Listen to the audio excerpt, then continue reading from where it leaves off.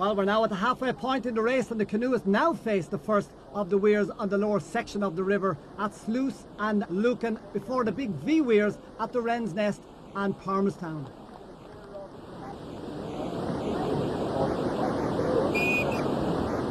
And we're heading here for Lucan Weir, and it's the third officer still in the lead, and they shoot this at a very good angle and are over safely and on their way again.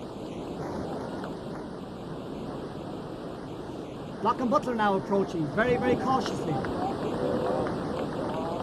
And over they go, and they are stuck a little bit there. They're struggling to get out, losing valuable time as they're stuck in the stopper at the end of the weir. Swallow and Wilson coming next. You can see there they're stuck in the stopper again. It's important on this weir to get the angle right, of course, because any bow damage that is incurred will cause major problems further down the river. Cox and Belbin, not a very good line here. They're out of the strong river current, so more precious seconds lost.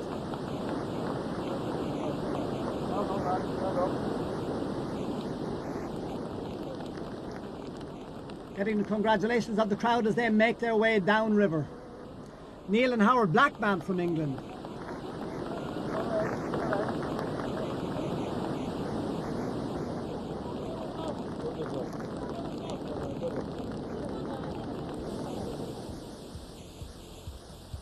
Tim Morrissey at Sluice Weir, and there's the wild water leaders Frank Fiepel of the French team, and behind him in the white canoe, Mick O'Mara, last year's wild water winner.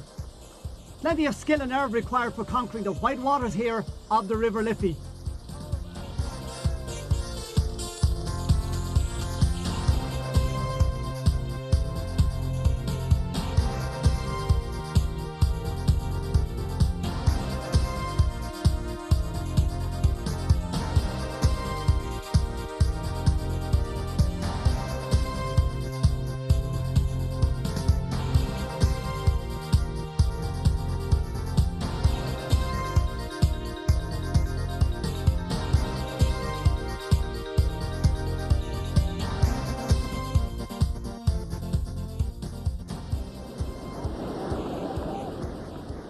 At Lucan Weir, it's K1 leader Malcolm Banks. A lovely angle of approach there as Malcolm leans his boat into the face of the weir. He pulls himself out of the stopper there. Chasing hard, Fergus Cooper. Cautiously approaching it, down he goes, and he looks as though he's in trouble, not having an awful lot of luck. Caught in the stopper there, struggling to get out, losing again valuable seconds. Banks opening the lead on him all the time. Out now and making his way. Heading on now for Palmerstown Weir. This is a notorious weir.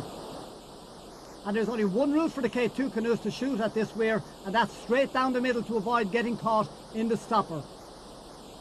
The Thordoff brothers here, intense concentration and skill required. Good line and a lovely shoot on their way through. Nicely through the standing wave at the bottom and again on their way. Block and Butler, slightly offline. But they seem to get away with it this time.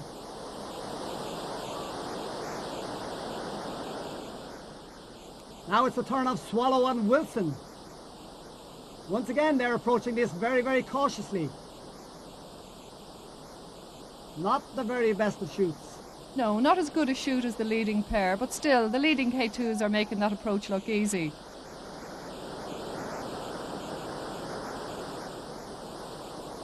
Now it's the turn of Cox and Belbin. Oh no, these lads are now stuck in the left-hand stopper. A bad approach line on top meant that they ended up going down the left-hand side and are now struggling to get out of there.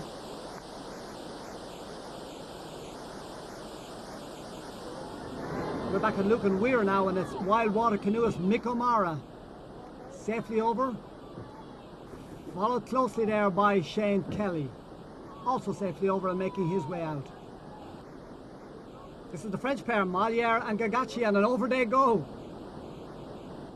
The K2 of Lloyd Ross from England and Neil Bromley of South Africa also safely over.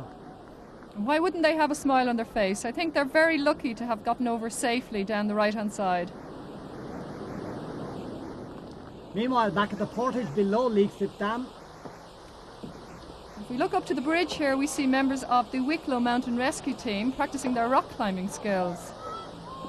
In fact, they're rescuing a poor unfortunate canoeist who's ended up wedged broadside against the pier of the bridge.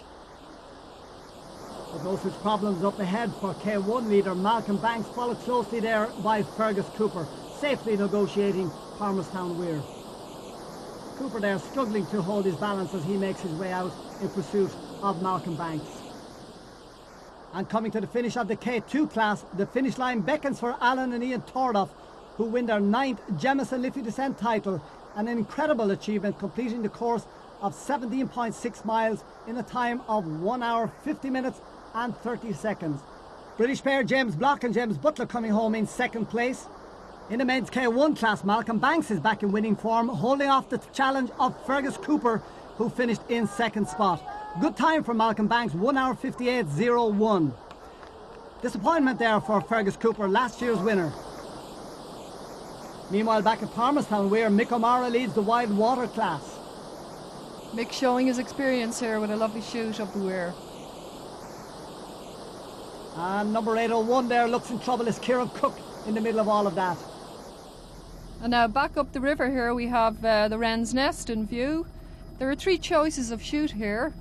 The best one obviously down the centre, the fastest option, but as you can see here many of the boats are opting for the slower but safer options on the left hand side. You can also shoot of course right over there on the right hand side. Plenty of water there, no risk of boat damage.